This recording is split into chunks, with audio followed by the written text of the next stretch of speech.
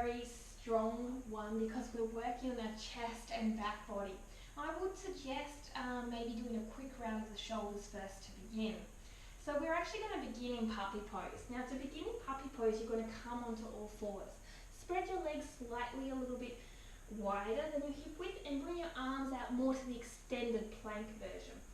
From here, you're going to wrap your arms in, okay? Then your core is switched on. Now I've got a nice arch in my back and I'm going to show you how I'm going to use it. So it's not the traditional straight back. What I'm going to do is start my twerking. So by twerking, I'm engaging my core, my lower core, my mid core, my upper core, my back core, and my glute core, and also my hip flexor core. We want that all switched on when we're doing back bends. Once you've done 10 to 20 of this, you're going to start the pulsing method down into your puppy pose. So wrapping your arms in, switch on your core, stronger again, and then start to lean out and pulse. So it's going to look like this. 2. So each time you pulse down, you wrap in with your arms, okay? Don't let your elbows come out. 3, 4. Now you might look at 10 or 20. This is up to you how you want to pulse down, okay? Once you get down to that extension point, you're going to hold the puppy pose. So what we ideally want is you to come down chest to the ground, but what you might find is you're here. And that's okay, and that's where you're going to hold it. And as you hold it for the 1 to 2 minutes, you've got to get more extension down to here. So hold it where you are. Once you get to your deepest level, let's say we're holding it for 1 minute, we're going to do a few more pulses again and see if we can get a little deeper.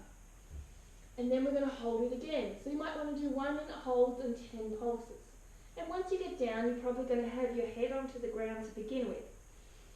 Now as you want to extend and open up your body, you're going to want to lift up into your chin onto the ground and then eventually your chin off the ground. Okay? From here, you're going to pulse. 1, 2. So what we're doing now is we're opening up our pelvis area, front and back body, back bend for the lower back but with strength. You're going to do about 10 pulses. You should feel a lot of heat in here. And then keep pulsing.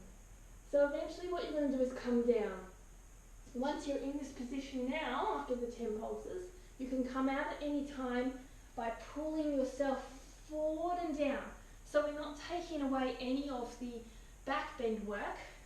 You're just coming to a nice resting sphinx pose. Always pull yourself forward because we want to keep your warmth and we want to keep your flexibility and your openness, okay? So when you're ready, come all the way back. Wrap your arms again and sink back down slowly. You can do the pulsing method we just talked about. It'll come straight down. From here, I want you to then bring your fingers nice and strongly, wrap your arms in. And you're going to lift one knee, then the other. Okay? One knee, then the other. You're going to do 5 on each side. You may find that you have to shuffle your feet back just a little bit. So that's also okay. Keeping the head up as high as possible, one knee then the other. Then holding here and see if you can puff your chest up a little more. That means your head might come off the ground a little bit.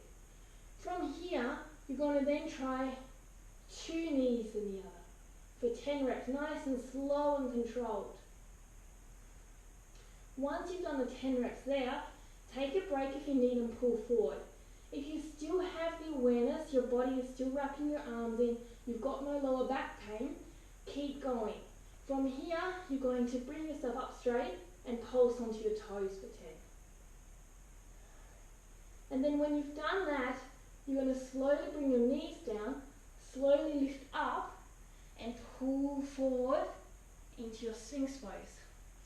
Then slowly bringing your bottom from side to side just to rock it out a little bit to make sure you have no pressure. So that's the first exercise. It's very intense, but it's all based on flexibility with strength. We're using isometric contractions and the pulsating contractions to deepen you into your pose. Also, the long holds are really going to help you to deepen. You have to take your time, you have to listen to your body, and you have to go to the area and level that's right for you at this moment, and that will keep evolving as you keep practicing. There's no amount of time that you must practice. It's the best for you, and there's no amount of time that you should be somewhere. It's when your body is ready, when you're doing it safely. So the next one we're going to do is an upward dog, expansion. You're going to bring your fingertips at your nipple and chest level, wrapping your shoulders back, lifting up. From here, you're going to wrap your elbows in. From here, you're going to tuck your chin to your chest. You're going to inhale here, exhale, inhale, and keep bringing your shoulders up, exhale. When you're at your maximum height, where your chin is to your chest and your shoulders are up, you're going to inhale here, straighten your arms, exhale, roll your shoulders back. And then you're into a deeper upward dog. Again, inhale, bring your shoulders up, exhale, keep your shoulders up, inhale, bring your shoulders all the way up and chins to chest, exhale, holding here. You're almost going to have your pelvis slightly lifted too. Inhale here, and exhale, rotate back, elbows come in, and you can puff your chest a little bit more. You may be down here, but you're still going to get this puffing motion here. So what we're doing is we're creating heat with the inhales. Inhale, shoulders up to the ears, chin to chest. That means that our core has to be switched on to lift our pelvis slightly. Exhale and puff up. So what you're doing, you're lifting up your chest to open it up further. Once you've done 5 rounds of that, you're going to hold here. You can come off your fingertips if they're starting to get sore, that's okay. Keep wrapping your arms in though. Once you've held here for 1 to 2 minutes, you're going to start to pulse your hips off the ground. So you're going to use your core, your belly button to spine, keep wrapping your arms in, keep your shoulders down, 10 pulses, to then get a deeper lift with strength from your lower back and chest at the same time. So then once you've done that, you're going to bring yourself back up, inhale, exhale, and lift up. And you're holding here one more time, deeply before you pull yourself forward to come on down. And feel a nice opening here. Now, you should be starting to feel really open. At any time you can come into your child's pose like this. This is a progressive sequence, and you take it as you come, okay? Do it to your best ability. You may only do 2 exercises on the first day, and then you're going to get more. Now we're going to work on our camel pose. So you should be quite open for your camel pose.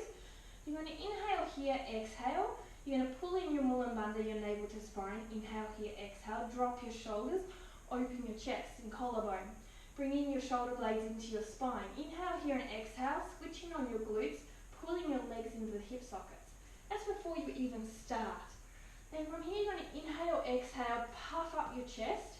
Put your hands on your glutes, fingertips pointing up and onto your spine in the center to push up your spine. And push your palms, this part of your palms, into your glutes, okay? Inhale, exhale, puff up, roll your shoulders blades back into the spine. Slowly inhale, exhale, lift your head up and lean back. Once you get to this depth and you've pushed your glutes forward as far as they can come, you can bring one hand into your foot. Fingers face to your toes. You're going to bring the other hand over. From here you're going to inhale here, exhale, sideways bend. Inhale here, back to center, exhale, bend your arm a little bit. Inhale here, exhale, sideways bend. Inhale here, exhale, back to center. Inhale here, maybe you can exhale a little bit deeper. And then you would do that 5 times before you swap over, and you're going to come to the other way. Exhale, coming back into center, and see if you can go a little bit deeper. Now it's not a rotational side bend, it's an actual side bend. Okay, and going a little deeper. To come up, you're going to bring both hands down onto your feet first, crawl one up onto your glutes so you can puff up your chest, pulling your navel to spine, and bring yourself up to come and sit down.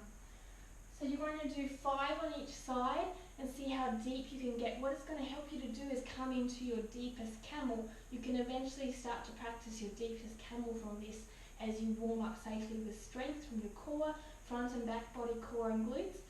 and also open up your side body, which is very needed when you're doing deeper back bends.